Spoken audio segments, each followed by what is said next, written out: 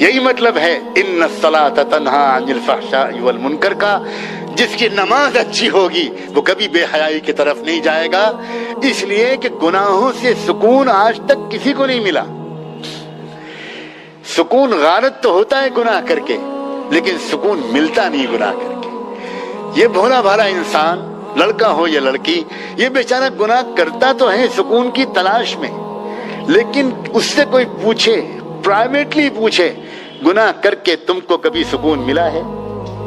واقعہ یہ ہے، اس کا یقین اگر قرآن پر ہوگا تو قرآن پر ہاتھ رکھ کے، اس کی آستھا اگر گیتا پر ہوگی تو گیتا پر ہاتھ رکھ کے وہ قسم کھا کر کہے گا اور کہے گی کہ گناہ کیے تو میں نے سکون کی تلاش میں ضرور، لیکن مجھے کسی گناہ سے کبھی سکون نہیں ملا۔ سکون تو ملتا ہے اکیلے میں اپنے مالک کو یاد کرنے میں، سکون تو ملتا ہے ایک اچھا سجدہ کر لینے میں، سکون تو ملتا ہے رحمت دو عالم سرور کائنات محمد الرسول اللہ صلی اللہ علیہ وسلم کی خدمت میں محبت بھرا درود و سلام بھیجنے میں، سکون تو ملتا ہے اپنے ماں باپ کی خدمت میں، سکون تو ملتا ہے کسی اندھے کو سڑک پار کرا دینے میں، سکون تو ملتا ہے کسی غریب اور یتیم کے آنسو پوچھ دینے میں۔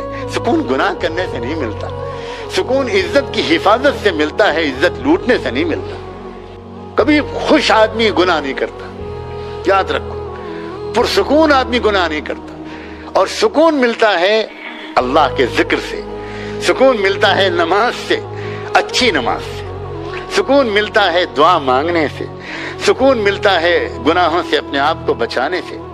اسی لیے عزیزو، خدا کے بندو، یہ معمول بنا لو، لڑکوں سے کہتا ہوں، نوجوانوں سے اور مردوں سے، ہر نماز مسجد میں باجماعت پڑھو، کہو انشاءاللہ۔ آج اللہ سے مانگ کر کہو کہ ہر نماز باجماعت پڑھیں۔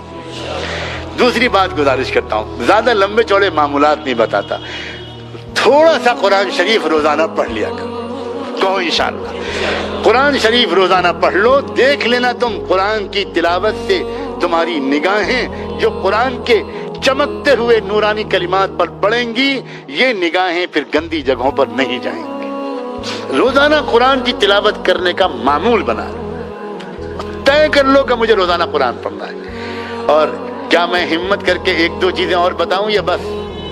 جزاکم اللہ، مجھے امید ہے کہ آپ کرو گے۔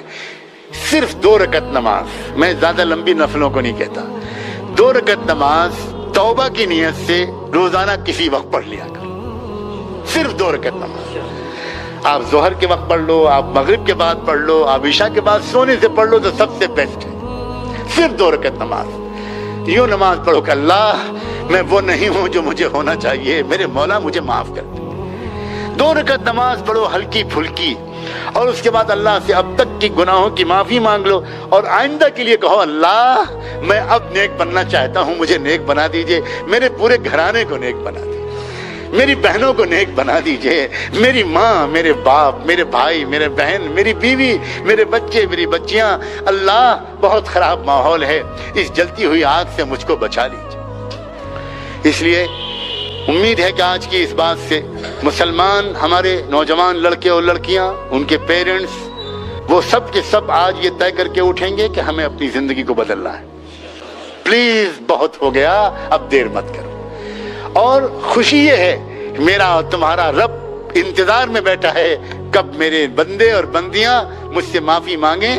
ان کی آنکھ کے آنسوؤں کا قطرہ آنکھ سے نکل کر گال پر بعد میں پہنچے گا، پہلے اللہ کی طرف سے مغفرت کا فیصلہ ہو۔ اتنا مہربان ہے اللہ تعالیٰ، جانتے ہیں کہ تم ہمارے عزیز نوجوان بچے کس ماحول میں پل رہے ہیں، بہت جلدی اللہ معاف کر دیں گے، لیکن آئندہ کے لیے اب طے کرو، اب بدلنا ہے۔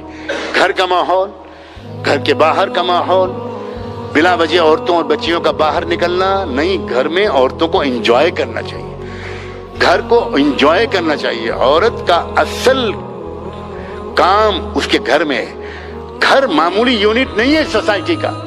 کیا ہو گیا اس دنیا کو، میں کس ٹاپک کو چھیڑوں؟ گھر سوسائٹی کا معمولی یونٹ نہیں ہے، سب سے امپورٹنٹ یونٹ ہے گھر۔